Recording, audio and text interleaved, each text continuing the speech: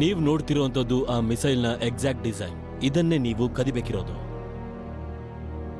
ಕ್ರೂ ಅಲ್ಲಿರೋರ್ಗೆ ಪ್ರತಿಯೊಬ್ಬರಿಗೂ ಗೊತ್ತಾಗಬೇಕು ಮಿಸೈಲ್ ನ ಹೇಗ್ ಲೋಡ್ ಮಾಡ್ತಾರೆ ಅಂತ. ನಮ್ ಮಿಷನ್ ಅಲ್ಲಿರುವಾಗ ಒಂದ್ ವೇಳೆ ಲೊಕೇಶನ್ ಕೋಆರ್ಡಿನೇಟ್ 89.8067 ಡಿಗ್ರೀಸ್ ನಾರ್ತ್ ಇದ್ರೆ ಮತ್ತೆ 221.5285 ಡಿಗ್ರೀಸ್ ಈಸ್ಟ್ ಅಲ್ಲಿ ಇದ್ರೆ ನಾವು ಮಿಸೈಲ್ ನ ಹೇಗ್ ಲೋಡ್ ಮಾಡ್ಬೇಕು ಅಂದ್ರೆ ಅದು ಅದರ ಸರಿಯಾದ ಲೊಕೇಶನ್ಗೆ ಹೋಗ್ಬೇಕು.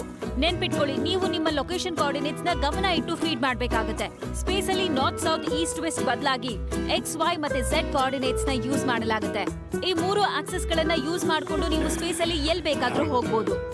ಸೊ ನಾನೀಗ ಕೊಟ್ಟಿರೋ ಅಷ್ಟು ಇನ್ಫಾರ್ಮೇಶನ್ ತುಂಬಾನೇ ಇಂಪಾರ್ಟೆಂಟ್. ಸೊ ಎಲ್ಲ ನೋಟ್ ಮಾಡ್ಕೊಳ್ಳಿ, ಮಿಸ್ ಮಾಡಬೇಡಿ. ನೀವಿಬ್ರೇನೋ ಒಳ್ಳೆ ಸ್ಟೂಡೆಂಟ್ಸ್ ತರ ಕೇಳಿಸ್ಕೊತಿದ್ದೀರಾ, ಆದ್ರೆ ನಿಮ್ಮ ಫ್ರೆಂಡ್ ವಾಸು ವಾಸು ಕಾಫಿ ಕುಡ್ದು ಸರಿಯಾಗಿ ಕೇಳಿಸ್ಕೊ ಹೇಳ್ತಿರೋದನ್ನ.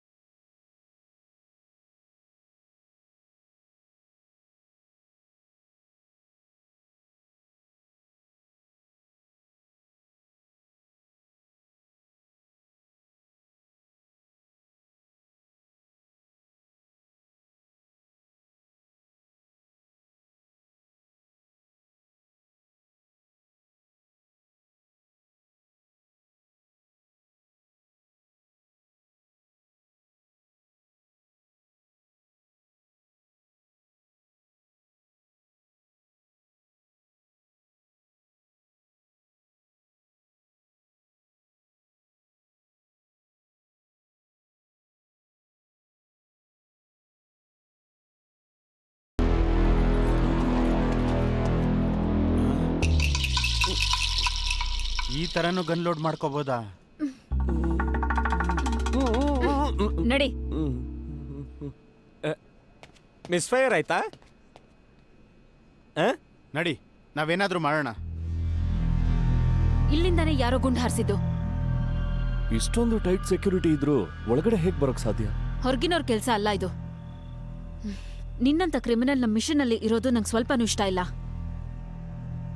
ಆದ್ರೆ ಇದನ್ ಬಿಟ್ಟು ನಮಗ್ ಬೇರೆ ಯಾವ ದಾರಿನೂ ಇಲ್ಲ. ನಮ್ ಮಿಷನ್ ಮಧ್ಯದಲ್ಲಿ ಯಾರಾದ್ರೂ ಬಂದ್ರೆ ತುಂಬಾ ಕೆಟ್ಟದಾಗುತ್ತೆ.